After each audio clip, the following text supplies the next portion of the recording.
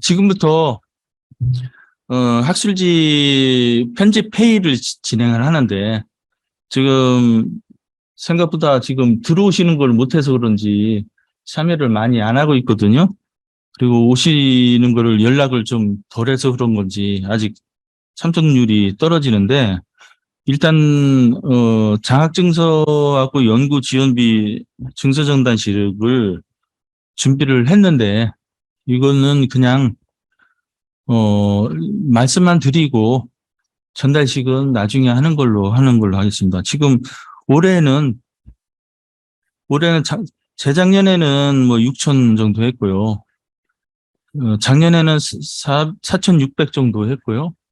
올해는 조금 더 늘려서 5,500 지금 장학금을 지원하는 걸로 이렇게 준비를 하고 있어요.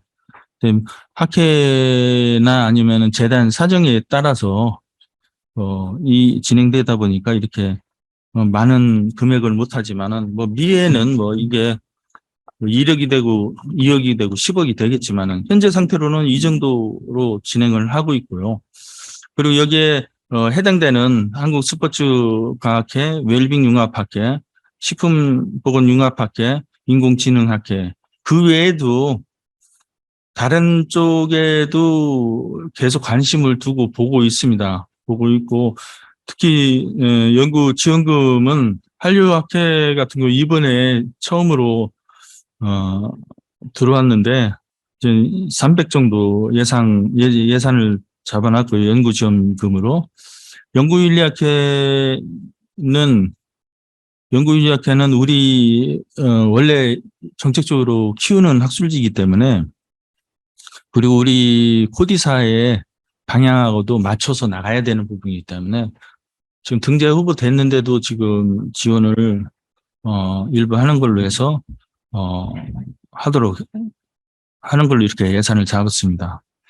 그래서 이 내용은 이 정도로 하고 저희 전달식은 나중에 별도로 또 하도록 하겠습니다. 우리가 지금 코디사가 나가는 방향이 지금 오늘 지금 토론식으로 하려고 했는데 들어오신 분들이 다 들어오시기를 원했는데 안 들어오셔서 어쩔 수 없이 다시 좀 방향을 좀 바꿔서 제가 또 발표하는 형태로 또 진행을 좀 해야 될 것 같아서 진행을 하겠습니다. 먼저 우리의 이제 기본 방침이라는 게 있다면은 뭐 상생 측면에서 서로 윈윈이 되는 것을 추구하자. 윈윈의 대상은 누구냐면 우리 회원들 그리고 우리가 공익적인 측면에서 또 하는 부분도 있고요. 우리 학회가 또 계속 지속적으로 이렇게 유지 발전할 수 있는 방향 이런 측면에서 서로 간에 윈윈이 되어야 된다 이렇게 생각을 해요. 제 철학이기도 하고 처음부터 했던 것 우리 경제학 뭐 전공하신 분이 계신지 모르겠는데 경제학에는 10대 원리라는 게 있어요. 10대 원리라는 게 뭐가 있냐면 그중에 하나 제가 굉장히 중요시 그리고 관심 있게 보는 부분이 세상은 공짜 없다. 세상은 공짜 없습니다. 다 그만큼 했기 때문에 그분에 대해서 공헌을 중시해주고 그 사람에 대해서 높이 평가하고 또 그렇지 않은 경우는 조금 높이 평가 안 하고 이런 부분들이 있거든요. 근데 그런 부분에 대해서는 좀 이해를 해줘야 돼요. 예를 들어서 우리 편집 책임자나 뭐 회장단들은 뭐 발표하고 그러면은 공헌에 대해서 그렇게 많이 인정을 못했지만 조금이라도 성의는 우리 학교에서 보여주거든요. 그리고 일반 회원 중에서도 어느 정도 공헌이 되는 회원들은 그래도 먹여주고 속된 말로 먹여주고 재워주고 하면서 1박 2일로 해서 진행을 해요. 그렇다고 일반 회원들까지도 뭐 다 그렇게 해줄 수는 없거든요. 학회 사정도 있지만은 뭐 전 세계 어디든지 공짜로 모두 와서 먹여주고 재워주는 데 없거든요. 그래서 이런 우리의 전략이 미래에도 계속 가요. 우리 일반 회원들까지 다 먹여주고 재워주기까지는 못하거든요. 알다시피 우리는 회비를 안 받아요. 뭐 외국처럼 구독 회비는 받아도 연회비, 임원회비 내라고 안 해요. 왜냐면은 그만큼 세상은 공짜 없잖아요. 보답하려면은 학술지에 대한 측면에서 잘못하면은 품질이 떨어지는 그런 부분으로 갈 수도 있고, 학회 운영에 여러 가지 또 이 방향 설정한 방향대로 못 나갈 수가 있어요. 그래서 뭐 이제 여기 지금 안 들어왔는데 저기 강민수 교수 같은 경우는 저기 이제 회원들 여기 모시고 온다는데 저기 발표를 안 하고 그냥 온대요. 그래서 그러면 회비를 내라. 그랬더니 회비를 15만 원씩 지금 낸다고 와도 되냐고. 그래서 그럼 15만 원씩 내고 와라. 그래가지고 오라고 했는데 그거는 왜 그러냐. 세상 공짜 없기 때문에 그러거든요. 공헌을 한 사람들한테는 공헌에 대해서 인정을 해줘야 돼요. 그리고 지금보다 더 크나큰 공헌을 인정해주고 학회가 같이 나갈 겁니다. 우리 핵심 멤버들에 대해서. 그렇지만 그렇지 못할 경우에는 어쩔 수 없이 그걸 인정 안 해야 되는 측면으로 나가요. 심지어 제가 그런 측면으로 하다 보니까 뭐 예를 들어서 리즈행문 건으로 2번 제가 경찰서 불려갔는데 한 번은 JDS 건으로 한 번 불려가고 한 번은 JIDB 건으로 불려간 적이 있어요. 근데 그러면서 제가 이제 변호사 이제 하고 이제 우리 성남에 아는 변호사 통해서 자문 구하면서까지 지금 학회 운영하고 있는데 뭐 말도 안 되는 사이코 같은 그런 행동을 하는 공헌도 안 하고 논문 품질도 떨어지는데 실어달라고 하고 뭐 이런 그래서 곤란하게 만드는 경우가 많이 생겨요. 뭐 여기 우리 한 교수도 계시지만은 뭐 지금 우리 여기에 계신 강우 교수님 이전 얘기입니다. 이거는. 근데 그런 일들이 발생하더란 얘기야. 왜 내가 경찰서에 불려가서 그거를 소명해야 되는지. 어쨌든 그래서 우리가 지금 전 세계에서 우리처럼 규정이 세밀하게 돼 있는 학회는 없을 거예요. 왜 그렇게 했냐? 너무 많은 그러한 고통스러운 일들이 많이 일어나기 때문에 지금도 일어나고 있어요. 근데 변별력 있게 분별력 있게 그 회원들이 우리 기준을 맞춰서 규정에 맞게 좀 행동해야 되는데 그렇지 않은 분들이 항상 발생하거든요. 그래서 그거는 뭐 어쨌든 우리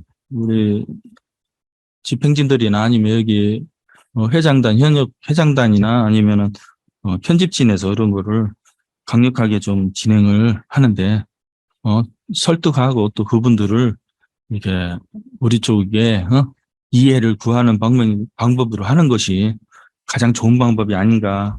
뭐이 생각 외에는 안 들으는 것 같아요. 그래서 우리가 기본 방침은 그러한 공헌 중시하고 품질 중시하기 위해서 학술지 관리하는 측면, 그리고 또 하나 마지막으로 설립 철학의 333 제도를 꾸준히 우리 유지하고 있고요. 아직도 많이 미흡하고 재단의 지원을 통해서 오히려 운영되는 그런 부분이 많이 있어요. 그래서 이런 부분이 지금 이후도 계속 우리 학회는 유지될 것이고 또 나갈 것입니다. 이 부분은 양보를 할 수 있는 부분이 아니에요. 아무리 구성원들 중에서 강력하게 얘기해도 이 부분은 이대로 나갈 겁니다. 계속. 그래서 두 번째로는 지금 우리 국내 학계가 패러다임 시프트 현상이 일어나는 것 중에서 몇 가지 사항들이 있어요. 뭐 이따 또 다시 이제 설명하는 것이지만은 시너지 효과에 대한 부분에 대해서 우리가 신경을 써야 돼요. 이제는 우리가 학회가 분과 학회가 많이 이렇게 있는데 서로 인적 교류가 많이 이루어질 때 시너지 효과가 생기거든요. 그렇다고 카르텔 형성해서 하라는 얘기는 아닙니다. 서로 인적 교류를 통해서 할 때 학술지의 다양성도 유지되고 품질 관리도 유지되고 그런 측면이 강화된다고 생각을 해요. 그리고 또 거기에 더 나아가서 이제 전문성에 대한 부분도 우리가 굉장히 중시해서 지금 십몇 년 동안 전문성에 대한 거를 굉장히 중요시해서 해왔거든요. 거의 20년 됐네요, 이제는. 그래서 사무국 부분하고 편집 부분하고 재단 부분이 독립적으로 잘 이렇게 상호 이게 연계돼서 할 수 있도록 하는 그 시스템으로 지금 계속 나가고 있어요. 그리고 특히 에디팅 업무가 학술지의 품질, 퀄리티 유지하는 데 굉장히 중요하거든요. 그래서 에디팅 업무를 강화를 많이 하고 있고요.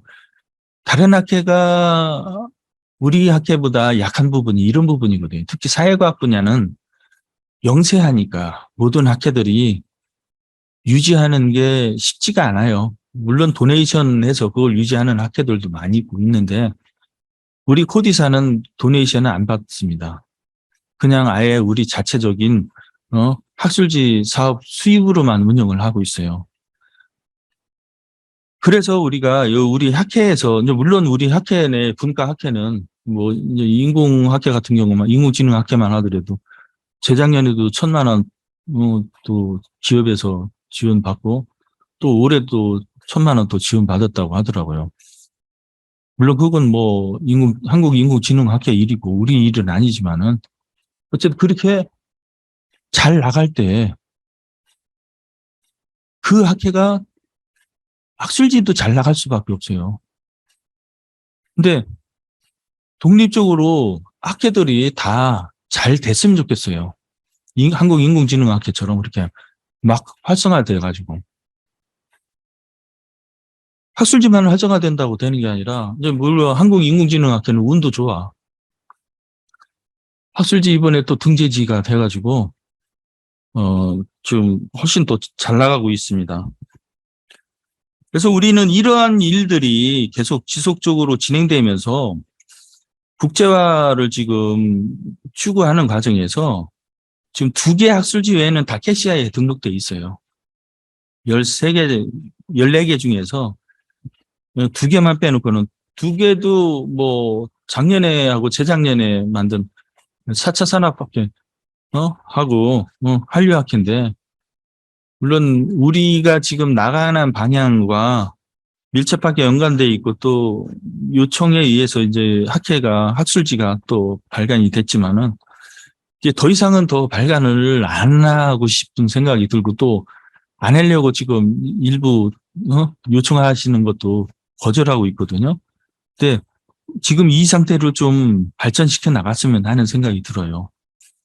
그리고 하나하나 스코프스 되고 SSCI 가고 이렇게 되면 결국은 우리가 세계적인 출판 하는 학회로서 이게 되지 않겠느냐 생각이 들어요.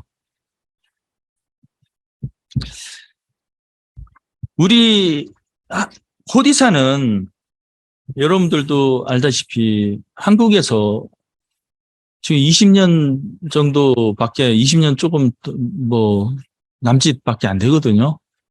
그런데 굉장히 급속도로 성장해서 모든 사람들의 주목을 받고 있어요. 주목을 받기 때문에 우리가 진짜 노력을 많이 해야 돼요. 여기 계신 분들이.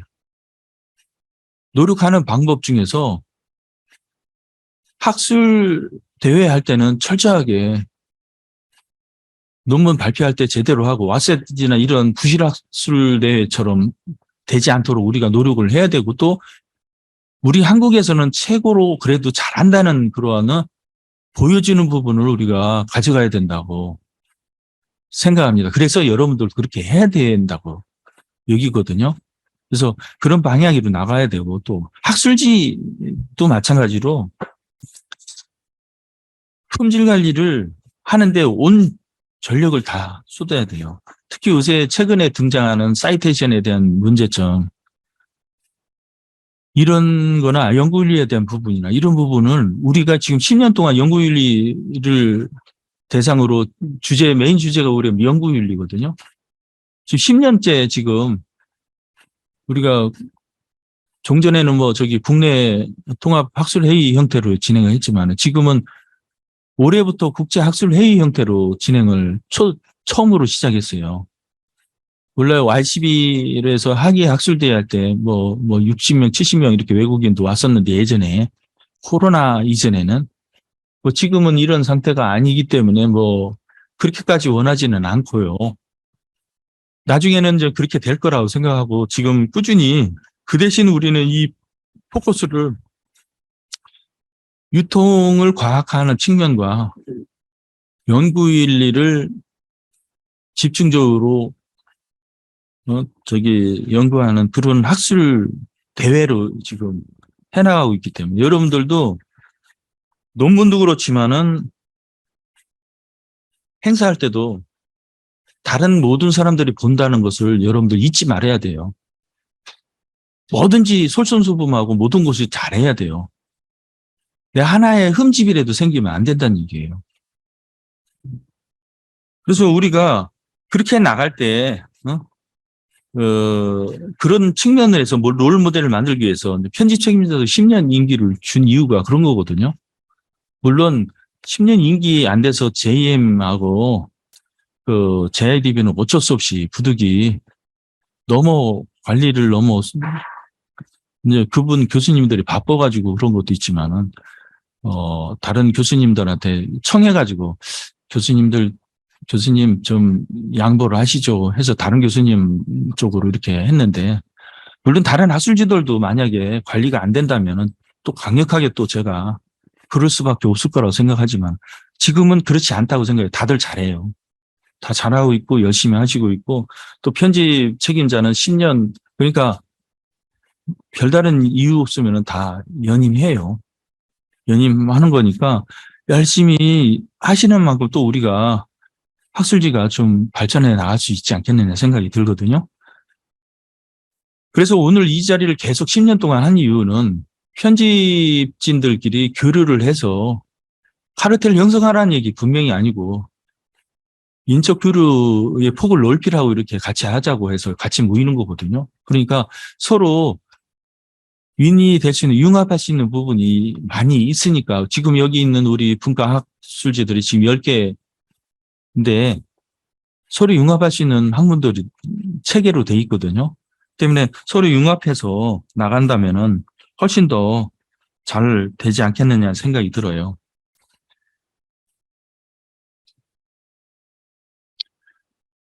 지금 우리가 나가는 방향 중에서 성찰해야 될 부분도 많이 있어요. 개량 발행 학술지에 대한 부분.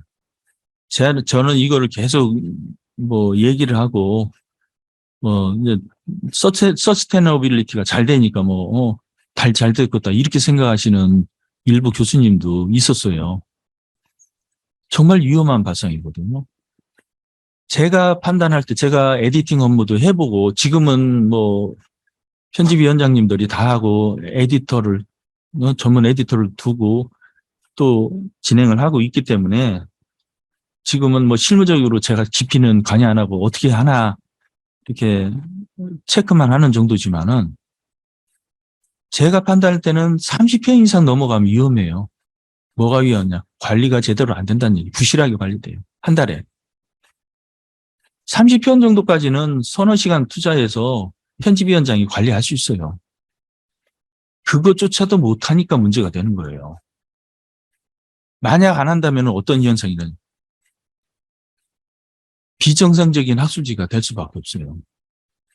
저희들은 그렇게 되는 거를 제가 바라보지는 않을 거예요. 그렇게 해서도 안 되고 우리 편집진에서도 그러면 안 되지만은 저도 그런 거를 용납할 수 있는 부분이 아니거든요. 그래서 우리가 그런 부분을 좀 더 신경 쓰고 그리고 온라인 투고 시스템에 대해서 또 여기 아검수의 책임 연구원님도 오셔서 또 이따가 또 발표하시겠지만은 이제 좀 이따가 바로 제가 끝나면 바로 발표하실 거예요. 우리 조 연구원님이 지금 저를 또 쳐다보시네.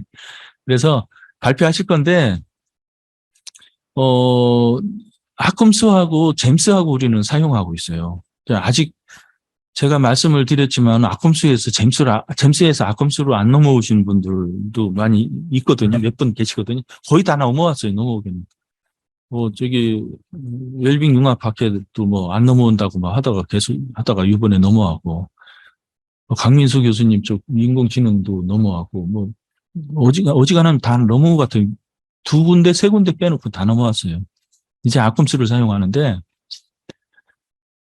아컴스를 왜 자꾸 사용하라고 하냐면은, 물론 우리가 한국연구재단한테 이쁨 못 받아요. 왜냐하면 옛날에는 잼스를 그거 교육시킬 때 샘플로 삼을 수 있는 학술지 좀 소개해줘라 그러면 항상 코디사 학술지를 소개를 했었어요.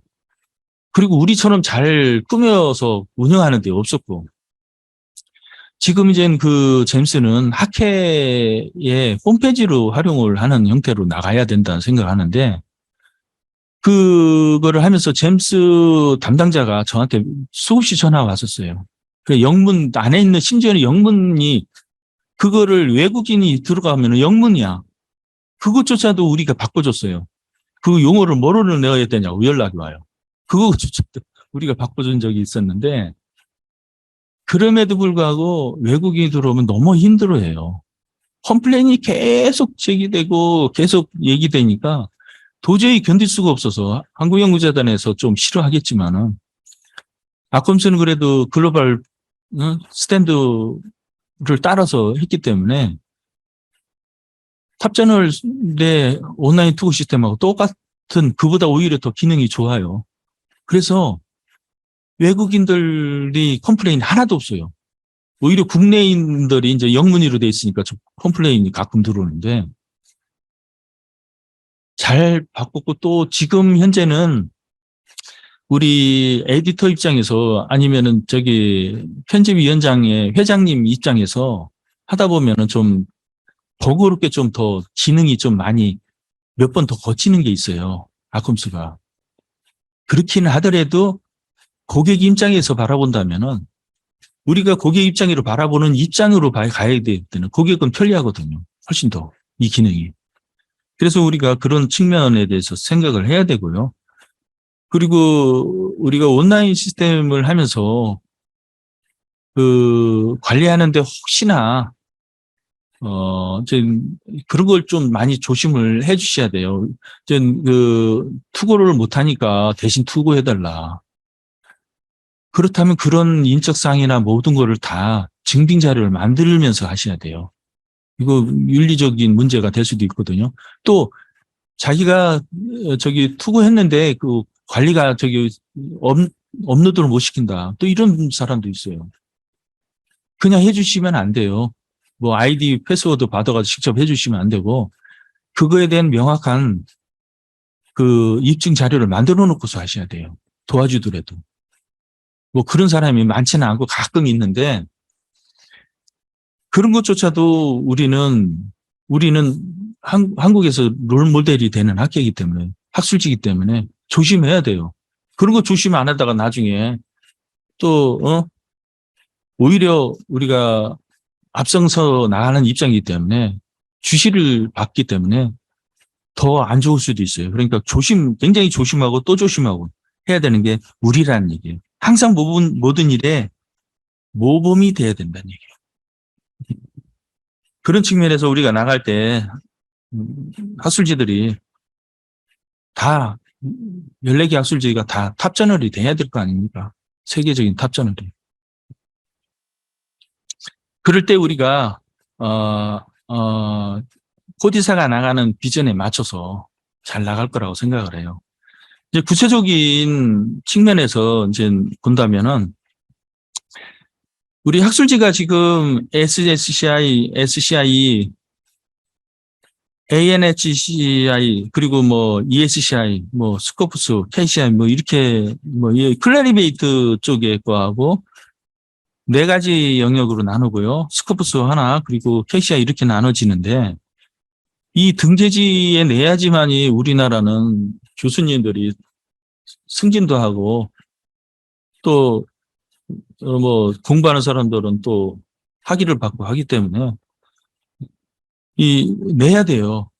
물론 가면 갈수록 이런 부분에 대해서 특히 이제 사이테이션 많이 된 피인용률이 높은 임팩트 팩터가 높은 학술지를 선호하는 경향으로 나가지만은 어쨌든 그런 측면에서 생각할 때 우리가 굉장히 그런데 신경을 써야 돼요. 왜 우리가 이제 피인용률에 대해서 신경 써야 되냐면은 객관적으로 인정할 수 있는 학술지의 품질을 관리하는데 품질에 대해서 인정하시는 거는 가장 객관적인 게 1890년대 이래 지금까지 평가를 여러 가지 방법으로 평가를 해왔어요.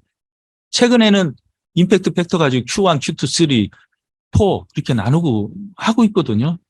SCI 쪽이나 아니면은 스코프스에서도요. 물론 자기네 나름대로의 기준을 만들어서 하지만은 아직 우리 한국연구재단은 아직 그런 부분이 약해요. 약한 것도 여러 가지 요인이 있죠. 예를 들어서 그러한 셀프 사이테이션 하는 부분은 어떻게 해결했느냐. 이걸 해결을 못했기 때문에 그럴 수도 있어요. 우리는 벌써 2021년도부터 셀프 사이테이션 준칙까지 만들어서 셀프 사이테이션 하지 마라. 우리 투고 규정에도 그런 게 나와 있어요. 셀프 사이테이션 절대 안 된다. 그런 얘기를 써놨거든요. 그 왜 그런 거를 하냐. 객관적으로 인정받을 수 있는 인용률에 대한 거를 우리부터 관리를 잘해줘야지 말이 안 나오거든요. 왜 노벨상 수상하는데 피인용률로 따지고 또 대학 평가하는 자료로 왜 피인용률 따지겠습니까? 가장 객관적인 자료이기 때문에 그런 거예요. 근데 그러다 보니까 요새 최근에 들어서는 여기에 대해서 뭐 비판하는 얘기들이 많으니까 스코프스나 클래리베이트에서도 피인용률에 대한 문제되는 거를 계속 제기하고 요새는 드롭시켜요, 바로. 그런데 우리나라에서 발행한 학술지 중에서도 그런 경우가 있었어요.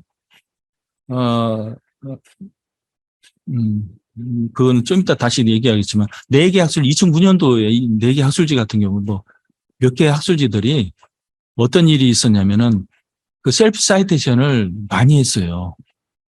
많이 했는데, 그 셀프 사이테이션을 하는 거조차를 어떻게 했냐면은, 여러분들 좀 나이 많은 교수님들은 기억할지 모르겠지만, 셀프 사이테이션 하면은 계재료를 좀 깎아줬어요.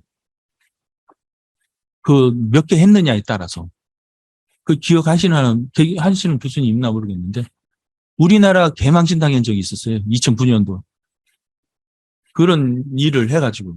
이거는 심각한 이게는 비정상적인 학술지 운영 시스템이거든요.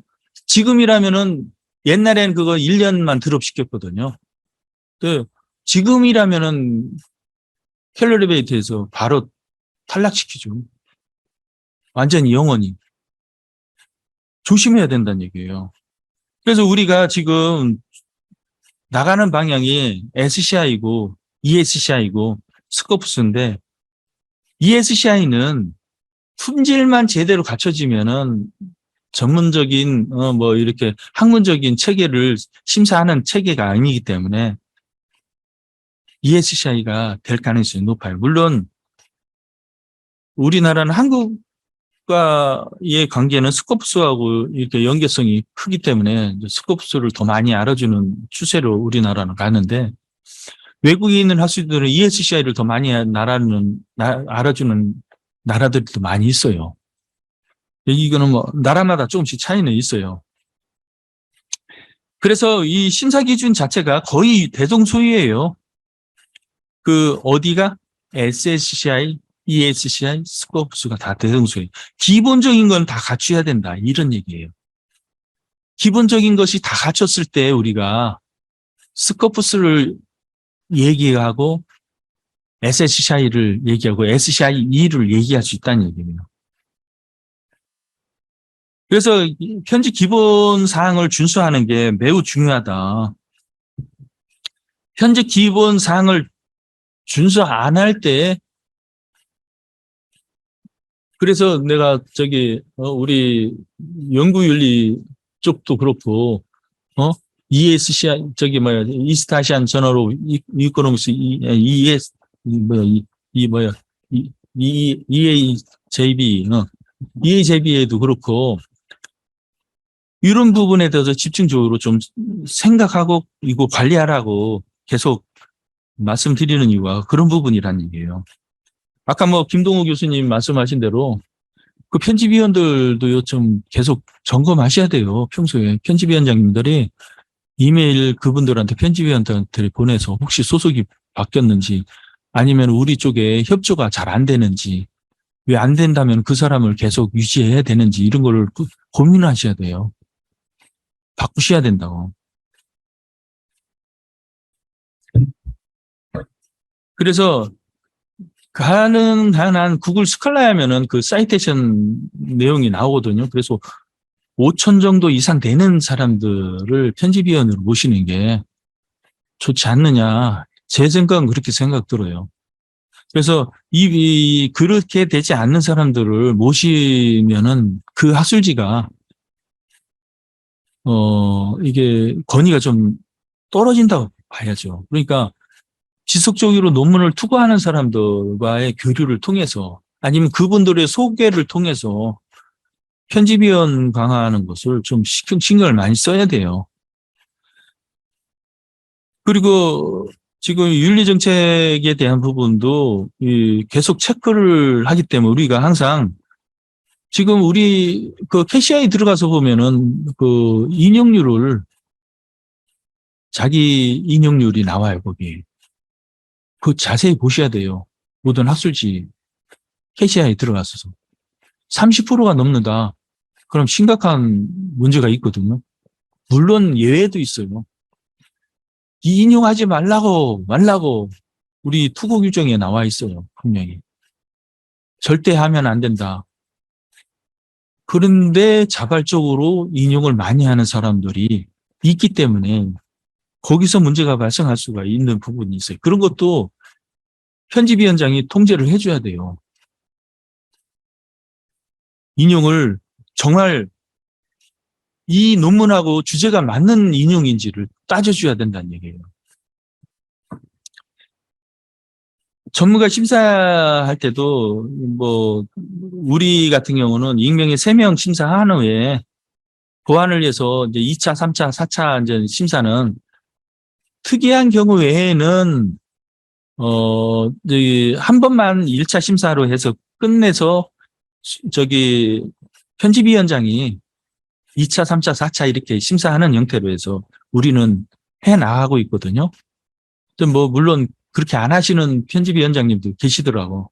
근데 그거는 본인들이 알아서 하시는데 제가 판단할 때는 심사위원 3번 맡겼는데 또 다음에 또 2차 심사에 3번 맡기고 이건 아닌 것 같아요. 제가 볼 때는.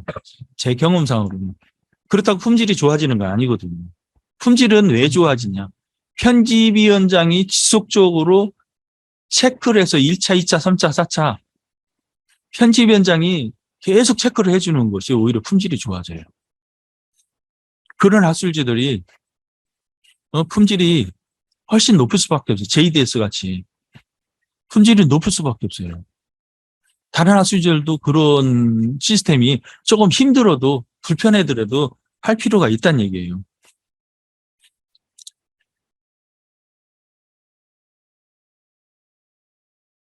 그리고 우리 학술지들이 지금 연구비 지원에 대한 거에 대해서도 우리 신경을 써야 돼. 그런 논문을 굉장히 우대해 줘야 돼요. 클래리베이트 평가할 때도 이 연구비 지원을 받았냐, 안 받았냐, 이런 부분을 가지고 따진다는 얘기예요. 그렇기 때문에 가산점이 붙는 그런 부분이 있기 때문에 연구 지원비 받는 거, 다른 데는 정부비 지원비 받으면 20만 원 더 내라 이렇게 하는데 우리는 절대 처음부터 그런 일을 안 했던 이유가 그런 거거든요. 그리고 또 그런 학술지들이 있다면, 그런 사람들이 있다면, 우리 쪽에 많이 내줄수록 우리 학술지가 권위를 인정받는다는 얘기예요. 그리고 저자 문서에 대한 것이 이제 다국적으로 유지할 수 있도록 꾸준히 우리가 처음부터 그건 안 돼요. 그렇지만은 계속 우리가 노력을 해야 돼요. 다국적화 하는 거를.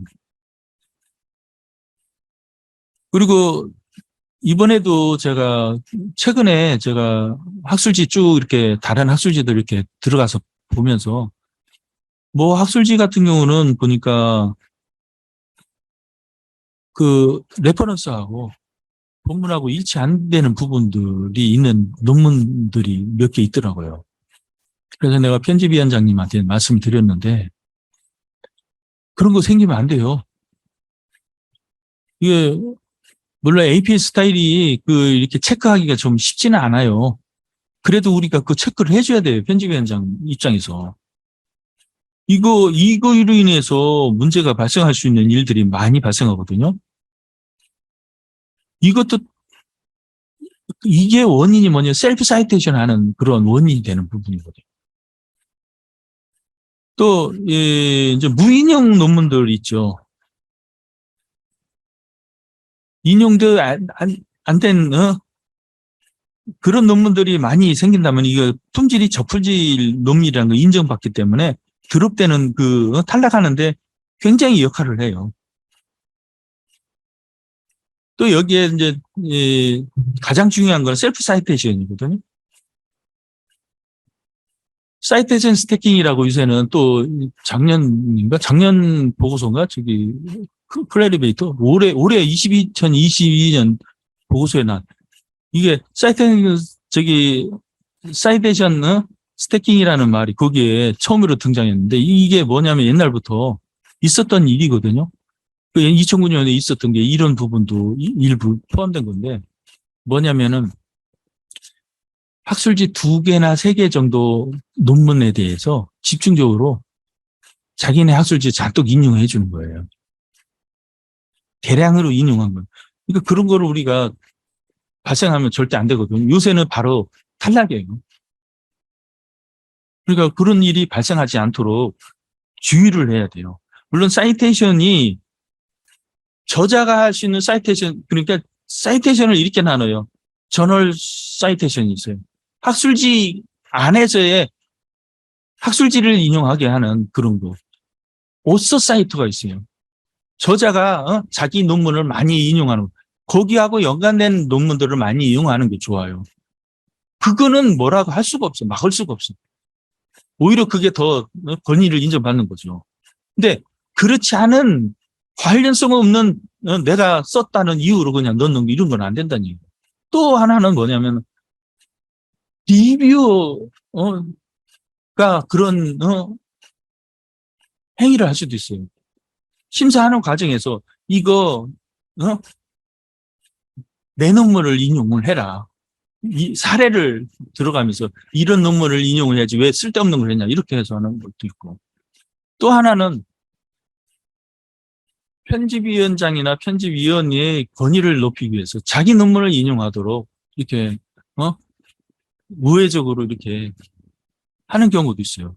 직접적으로 하지 않으면은 별반 문제가 없을 수 있는데 직접적으로 그걸 요구하는 사람들도 많이 있다니.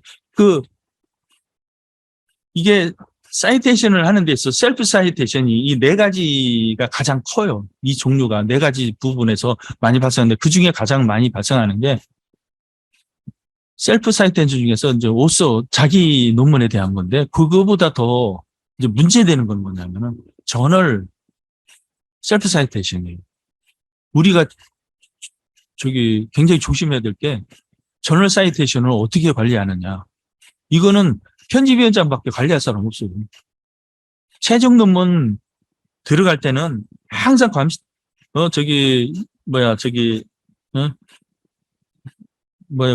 카피킬러 돌리는 것처럼 의무적으로 관리를 해줘야 돼요. 여기에 나왔듯이 2009년도에 한국물리학회지 같은 경우 이거 창피해서 어디 얘기 못할 일이야. 전 세계 창피 개망신당한 일인데 한국미생물생명공학회지 서아태평양 축산학술지 식품과학회지 여기가 1년간 인덱싱 중지된 적이 있었어요. 옛날에. 그 이유가 뭐냐. 셀프 사이테이션이에요. 사이테이션 스태킹이 일어났던 거예요. 권장을 해줬어. 논문을 내가 저 계제로 깎아줄 테니까 많이 인용해라. 옛날에 그거 뭐 우리가 윤리에 위반한다고 생각 안 했잖아요. 옛날에는. 이제는 이게 표본위로 처음으로 이렇게 2009년도에 톰슨 노이터일 때예요. 이때는 클래리베이터가 아니고 그때 이렇게 한 방 쳤거든요. 근데 지금이라면 어떻게 되겠어요? 아예 탈락. 영원히 그 접근 금지시킨다고. 우리가 굉장히 조심해야 될 게 이런 부분이에요. 그리고 우리가 또 중요시하는 게 인용률에 대해서 이제 국사술지가 인용률이 얼마나 되느냐. 지금 경제학회하고 지금 사회학 분야에서 경제학회 대표적인 학회가 경제학회하고 무역학회 있는데 경제학회는 0.2 정도 되고요. 무역학회는 0.14예요. 우리가 이걸 성찰해야 돼요. 여기가 왜 이러냐를 한번 생각해 보세요. 편집위원장이 한번 맡으면 학회장이 계속 돌려가면서 바꿔요. 이번에 무역학회 난리가 났잖아요. 학회장 바뀌는 과정에서. 왜 그러냐면은 논문, SSCI 논문을 내기 위해서 돈을 가지고 싸우는 게 아니라 논문 내는 것 때문에 싸우는 거예요. 그 학술지들 들어가서 보세요.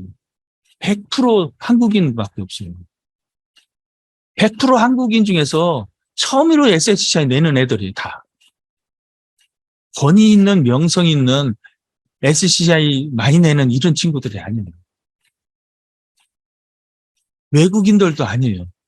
그러니까 어떻게 되겠어요? 밀물처럼 들어왔다 썰물처럼 빠져나가면서 계속 바뀌는 거야. 바뀌면서 내 우군만 실어주는구나. 그러다 보니까 그런 현상이 일어나는 거예요. 이분들한테 죄송하지만은 물론 나도 여기 경제학회 회원이기도 하지만은 그렇게 해서는 우리는 안 된다고 생각을 하고 우리는 나가고 있는 거거든요. 그래서 편집위원장님은 절대로 못 바꾼다. 학회장 바뀌어도 못 바꾼다. 그렇게 하는 이유가 그거예요. 이런 일이 발생하면 안 되거든요. 분파주의로 나가서는 안 된다는 얘기예요. 그래서 우리가 지속적으로 우리가 발전할 수 있는 부분을 찾아서 해 나가야 된다. 그래서 우리가 기만적인 학술지가 되지 않도록 우리가 해 나가야 된다. 이런 생각을 갖고 있고요. 그리고 이제 대량 학술지 발행에 대해서 우리가 한번 또 성찰할 수 있는 부분을 내가 여기 뽑아왔어요. 500편 이상 이게 발행하는 한 달에 뭐 50편 이상 발행하는 학술지들 다 이번에 다 한국영사에 잘랐어요. 왜 잘렸느냐?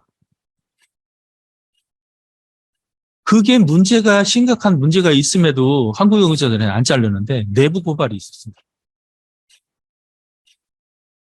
내부 고발이 있으니까 얼마나 적나라하게 모든 것이 다 나오겠어요.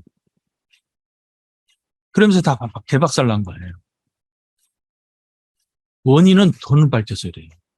학술지로 돈 밝히면 안 돼요.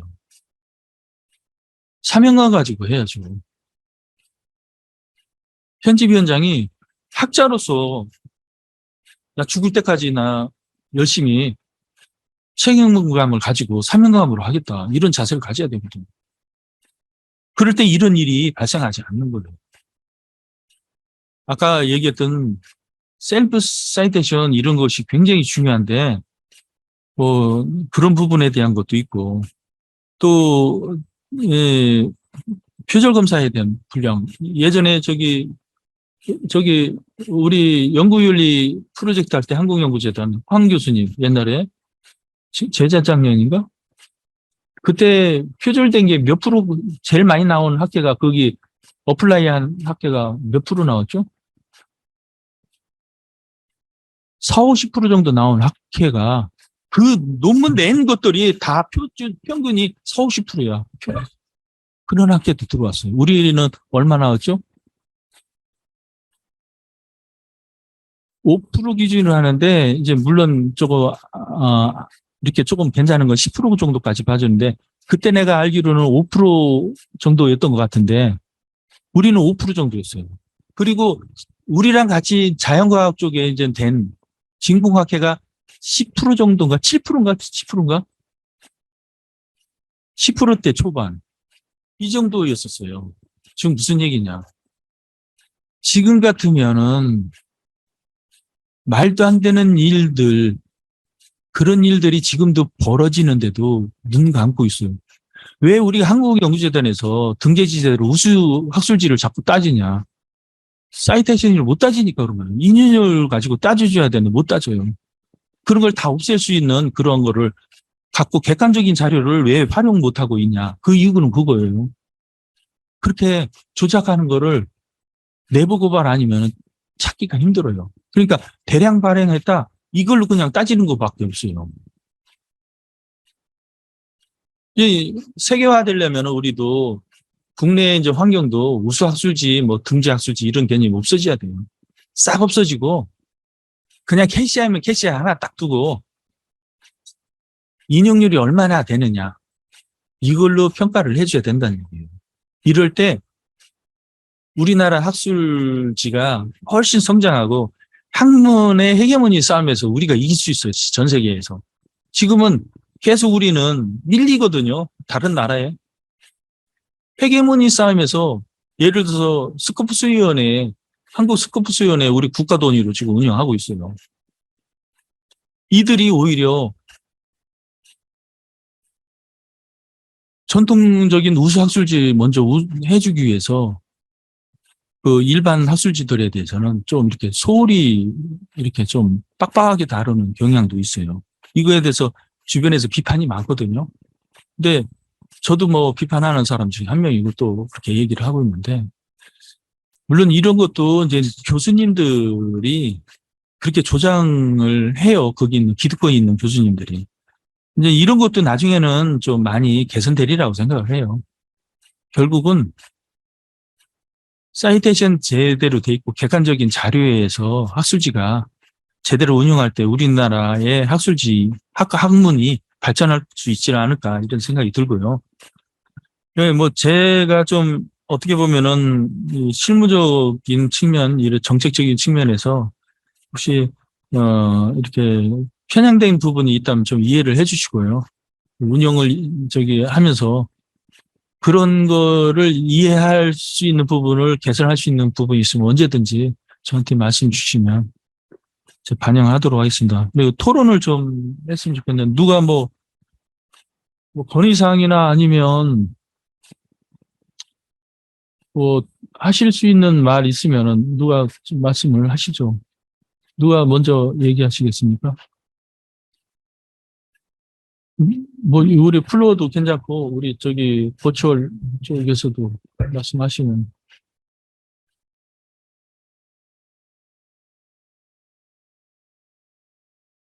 누가 한 말씀 하시죠. 뭐 누구 하실 말씀 없으세요?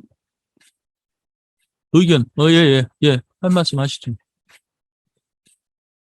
지금 이제 말씀하신 사항이 셀프 사이테이션을 그러니까 오서 자기 자신에 대한 셀프 사이테이션이 일부 있을 수밖에 없다. 그리고 전공 분야인 경우는 자기 논문에 대한 인용이 있을 수밖에 없다. 뭐 저도 예, 예, 예, 예, 예,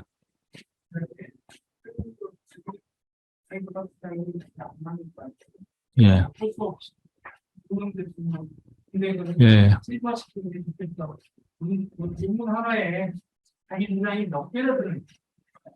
그렇죠. 예. 그러니까 논문 하나에 이제 자기 주장이 뭐 몇 개 들어갈 일은 없으니까 하나의 부분이라도 인용하는 거 아니면은 그거와 관련된 인용이라면 저도 동감하고 또 그런 방향이 좋을 것 같고요. 제가 이제 얘기하는 거는 혹시 지금 여기에서 지금 클래리베이트나 이런 데서 얘기하는 게 과도한 인용이거든요. 이 본문 내용과 다른 그 전공 영역에서 다른 그 부분과 다른 부분을 인용하는 경우. 이걸, 예, 예. 그러면은 그런 거는 안 되지만은 자기가 한 전공 영역에서 꼭 인용이 필요하다는 것은 하는 것이 좋다. 이런 얘기잖아요. 예, 예, 예, 예. 뭐, 예. 저기, 우리 조책임 연구원님, 예, 예, 예, 해주셔도 됩니다. 말씀하신 대로 자기 다른 학회 거 아니면 다른 어떤 출판사 거를 이용해야 되는데 자기 저널 것만 이용하는 거죠. 그래서 저는 셀프 그 셀프 사이테이션. 셀프 사이테이션을 하지 말라는 거냐? 그건 아니라고 생각해요. 예, 예, 맞습니다. 예. 예, 그래서 자기 분야에 당연히 해야 되죠. 자기의 후속 연구를 해야 되기 때문에. 예, 예, 그런데 주제하고 상관이 없는 것들이 같은 경우가 있어요. 왜냐하면요. 저 같은 경우는 지금 하고 있는 일은 문헌정보학과입니다. 그런데 예, 제 전공은 원래 전사실 부분입니다. 예, 예, 네, 소프트웨어 공학이거든요. 예, 그러다 보면은 살짝 부딪히는 부분들이 있거든요. 예, 제가 문헌정보 과학에다가 내면서 다른 것들을 갖다 집어넣어버린다는 거예요. 이런 것들은 안 된다고 보는 거고요. 그다음에 우리 이양 마이크를 잡았으니까요.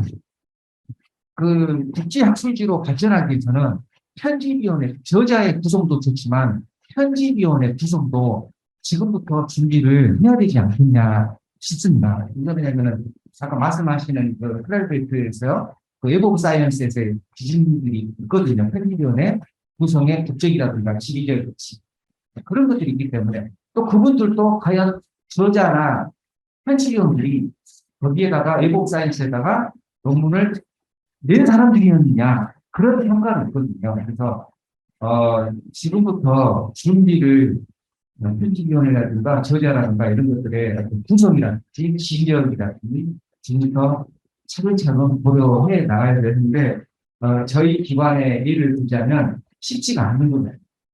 예. 이거는 앞으로 풀어가야 수준인 것 같습니다. 예, 지금 우리 책임연구원님께서 좋은 얘기 하시고, 특히 이제 요약해서 말씀드리면, 저자가 셀프 사이테이션 할 때 자기 논문을 인용하는 것은 나쁜 것은 아닌데, 그 하나의 논문을 쓰는데 자기가 주장한 바가 뭐 10가지가 있다. 10가지 주장하는데 그 논문 주제는 하나나 두 개인데, 하나나 두 개나 인용하면 되는데, 10개를 인용한다. 이거는 안 된다. 이런 의미잖아요.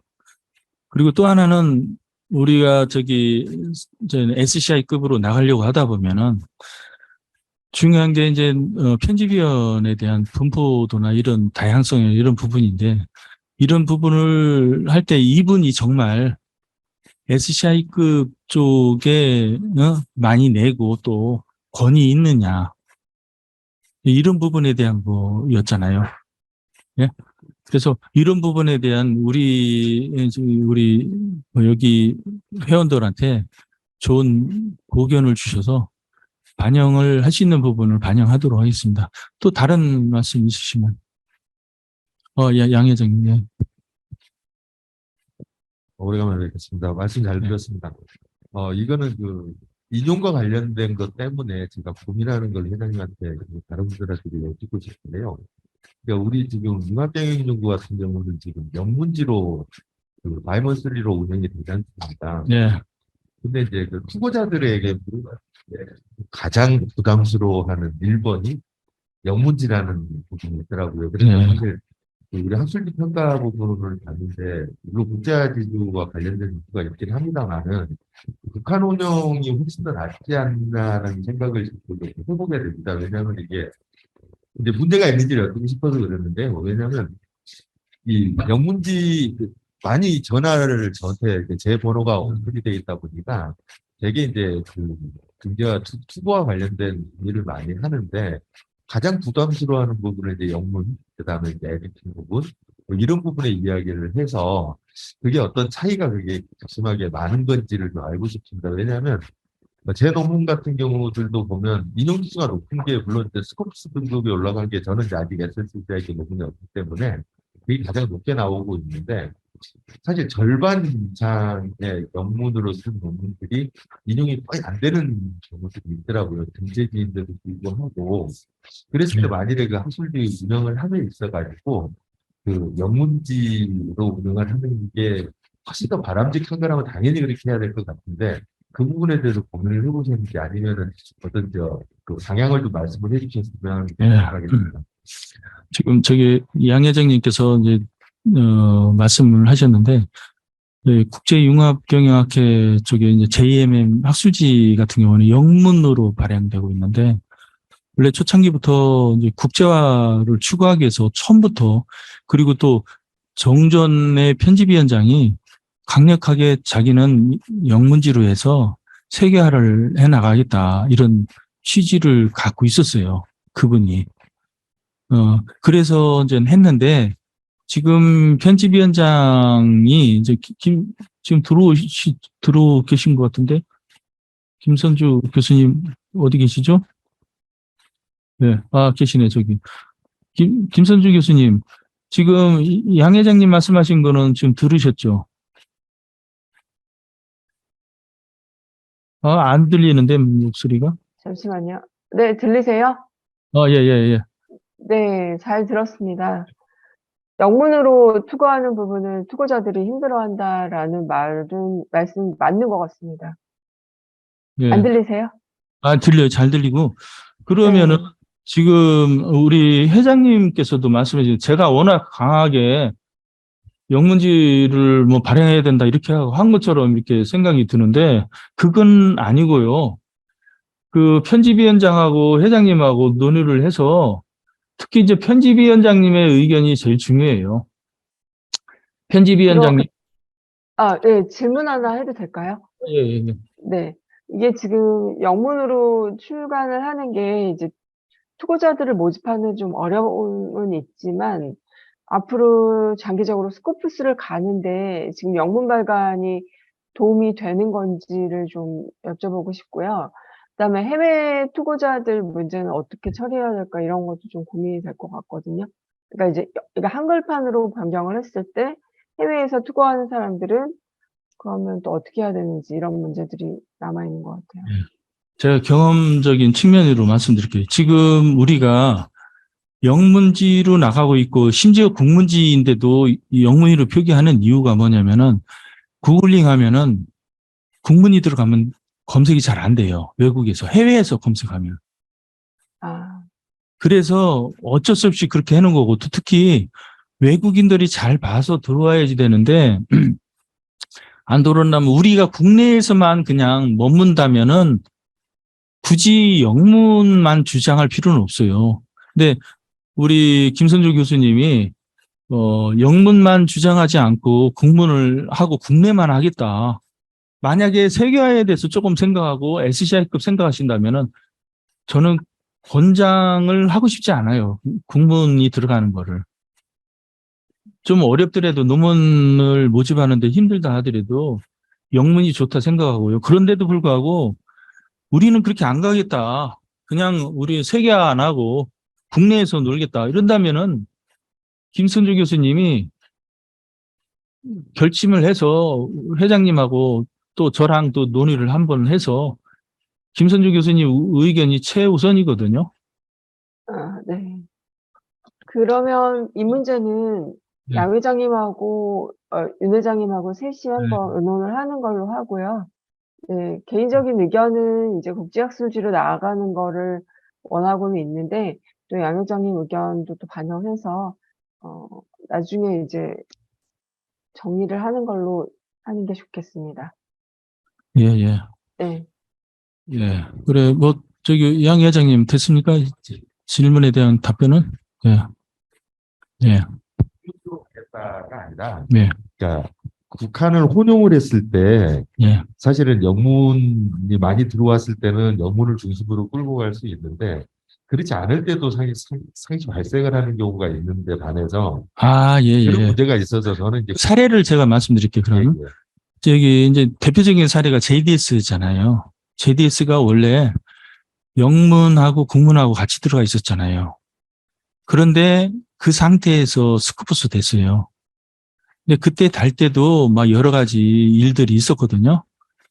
우리가 2016년도에부터 인덱싱 됐는데 2000년도 초반부터 계속 했는데 첫 번째 탈락한 이유가 나중에 이제 그쪽에 이제 소수가 있어서 그쪽이 알아본 결과에 따르면은 한국의 스코퍼스 위원회 생기면서 한국에서 그 디스트리뷰션 사이언스라는 학문 체계가 외국에는 없다. 한국에만 있으니까 한국 쪽에다 그걸 맡게 된다. 한국 쪽에 스코프스 위원회에 보낸대요. 그러면서 탈락을 했어요. 그래서 탈락한 이유를 보니까 예전에 우리가 잘못됐던 부분 개선된 거에 대해서 써 있더라고요. 그 내용이. 그래 그걸 가지고 한국 연구자들이 막 항의하고 그랬거든요. 그 다음에는 우리가 됐어요. 등재지가 스코프스 됐대. 그리고 그 스코프스 되고도 5년 정도는 우리가 5년 정도 했나?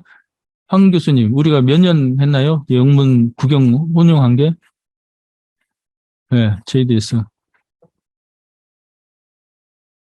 아, 그거 말고 저기 등재지 되는 2016년 이후 몇 년까지 우리가 했죠? 2020년까지 했나? 2018년?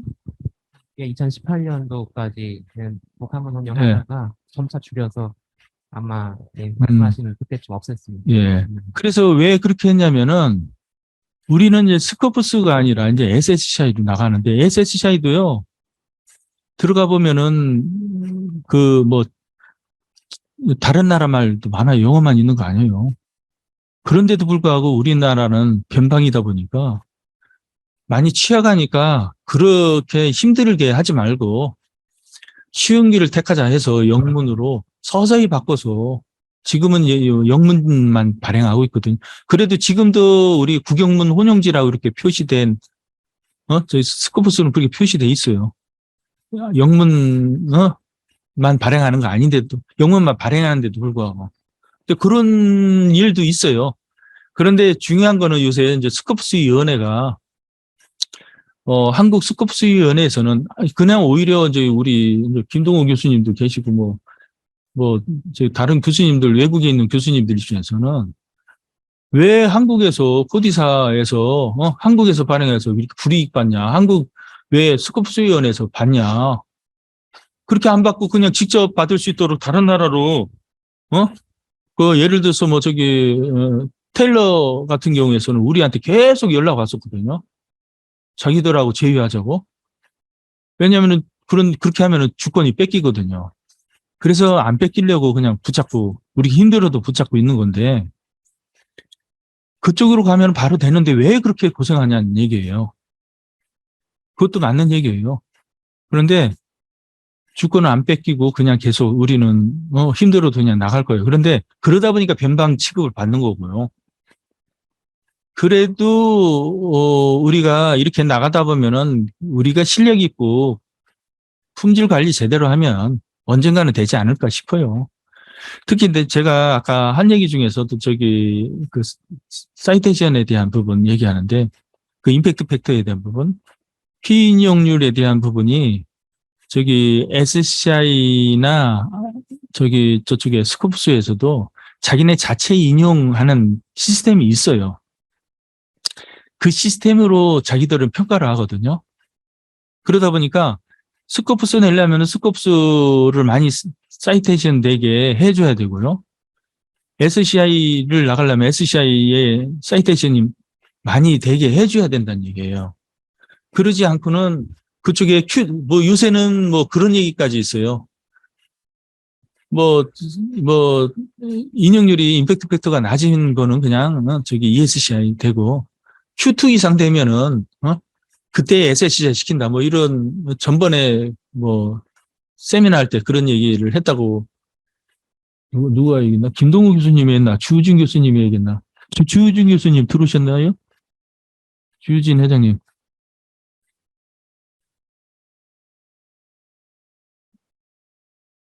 안 들어오셨나? 김동우 교수님, 지금 주무시고 계신가? 주무실 수도 있어요. 지금 미국에서 상황이 그러니까.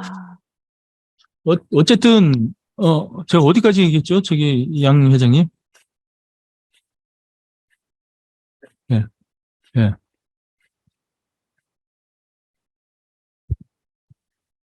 있냐라는 말씀을 예, 예. 드렸고, 저는 이제 그 JBS의 과거의 그 전철을 우리 또 갚는 게 좀 더 유리하지 않을까 싶어서 여쭤봤었던 겁니다.